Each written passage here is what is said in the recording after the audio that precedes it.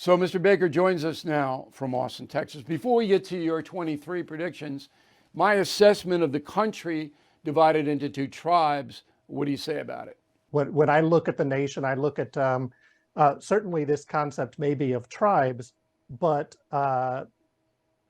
looking at them as those who view things in a more traditionalist way, those who view things in a more internationalist way. So there's a continentalist tribe, there's an internationalist tribe, and we've watched in this nation as the center of political and economic power, which at one point was concentrated in the interior of the nation, in the Midwest, the traditional spaces.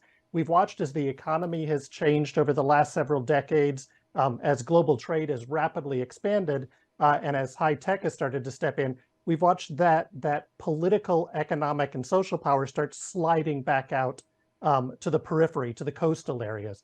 And what I see is a real clash of core identity of what it means to be American. And this is a nation that throughout our history, we've gone through numerous redefinitions of it. America is a very unique nation in that it had the ability to define itself from the start. Many other countries in the world have much longer, deeper histories and ties to their territory. The United States was an experiment, a social experiment, an economic experiment, a political experiment that has proven relatively robust. And so I'm watching those swings back and forth between these kinds of centers of economic and social power, as well as then some of the core philosophies that each one holds on to. Okay, but let's break it down to the individual.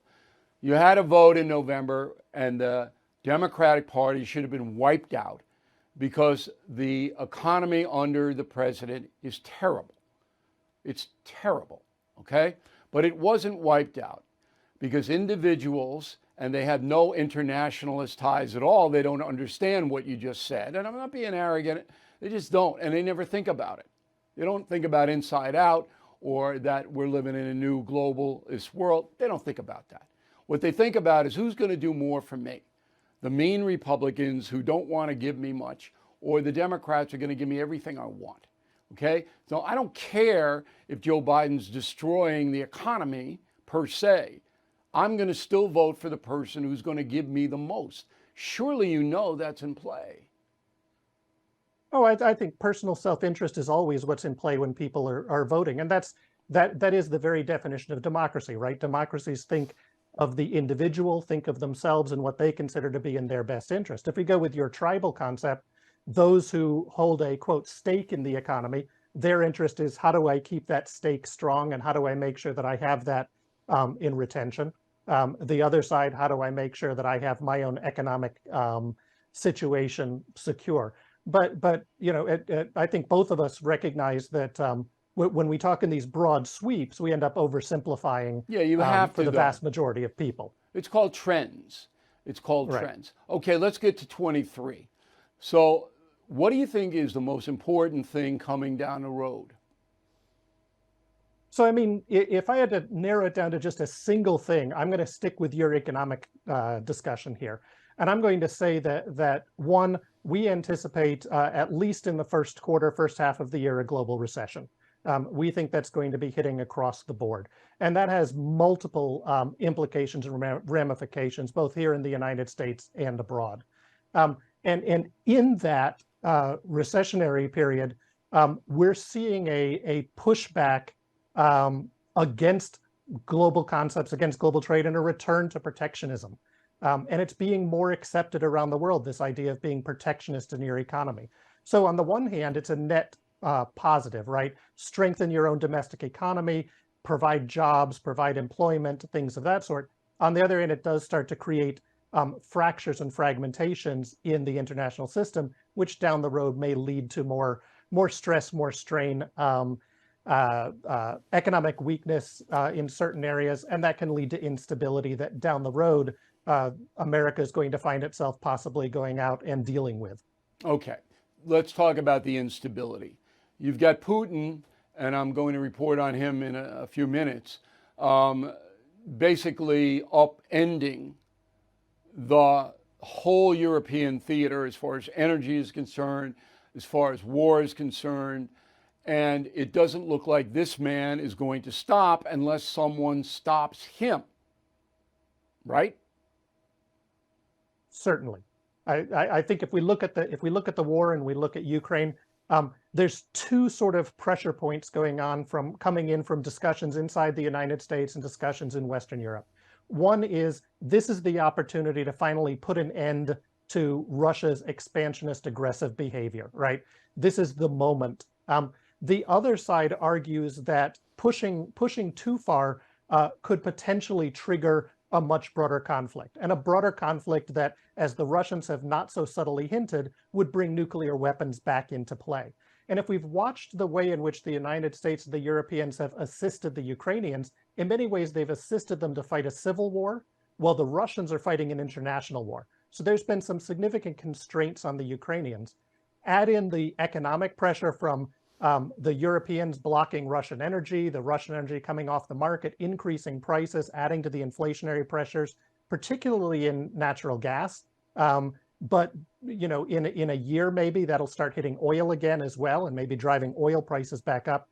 And we're seeing some strains in that North Atlantic, that Western European and American bloc, where there seems to be a greater effort to try to tell the Ukrainians that maybe we're about where the war should end, and maybe the Ukrainians shouldn't push any further. And I think that's why we're seeing the Ukrainians strike deeper and deeper into Russian territory to demonstrate both their capacity, their recognition that this is the only moment they have to reclaim territory, right. and in many ways to force the West in. What about Putin himself? Is he safe over there? Putin, it's questionable how safe he is. I think at the moment he's relatively secure. But clearly, the economic interests in Russia are looking and saying, is this path the best for ourselves? Is Putin going to secure our economic interests? I think in the military, there may be some concern over him, and certainly in the intelligence apparatus, although it was the intelligence apparatus that completely flubbed the Ukrainian invasion to begin with. Right. An outstanding question would be his health. And while I don't buy a lot of the sort of rumors that are going around about how sick he is, the gentleman is old. And recently, he's canceled 3 or 4 of his latest public appearances. So there does seem to be some form of stress going on inside the Russian system. Now, China and India started shooting at each other this week. Xi, now the dictator for life. I don't know if he's a reasonable man. I know Putin's not a reasonable man. Xi's got a lot of problems. He's got a lot of COVID problems. He's got a lot of internal dissent. He's got economic problems. He's got problems with India. He's got problems with the USA. He's got problems with Japan. He's got problems across the board. I see this as possibly in 23 weakening China. Do you concur? I think that you're right in many ways. China is going to be struggling in this year. They're coming out of COVID in a much less managed pattern than they had sort of wanted. When we talk about the weakness in the United States economy, I think that the Chinese economy is in a much worse position in some ways. The interior of China really just does not have economic and growth prospects. And that's 850 million Chinese people who simply don't have opportunity. And if I'm Xi Jinping, even more than worrying about the Americans on the coast or the Indians on the border, I'm worried about what's going on inside my own population. And so as they open up, I think we're going to see them focusing tremendously on the internal dynamics of how do we manage that social instability? How do we manage society and make sure that these, what appears to be protests that led to an opening of COVID restrictions, don't convince people that the way to change China is to protest. Yeah, and that's good for the USA. Final question. I made up, some advice, and it's hard for me to do that. And I said, hang tough if you are one of the tribe that is invested in America. It's going to be rough. I agree with you that 23 economically, I don't know how severe the recession is going to be. I don't think there are going to be mass layoffs in the USA, but there will be some. But people aren't going to prosper because Biden is a befuddled president. He has no problem-solving ability at all. And so we're going to stuck with him for 2 years. So my advice is to hang with what you have. Don't panic, don't sell, all of that. Good advice or bad advice? I mean, I think as we're going through this economic tumult, that's probably the type of advice that one would normally want, right? Hold on and remember that you know, the latent capacity in the United States is still very, very strong, even if it's going through some significant problems at this moment. Okay. So if anybody wants to catch on to RAIN, the new company, you go to worldview, one word, worldview.stratfor, STRATFOR.com, and check it on out. No, we really appreciate your time today, sir. Thanks very much. Thank you for having me.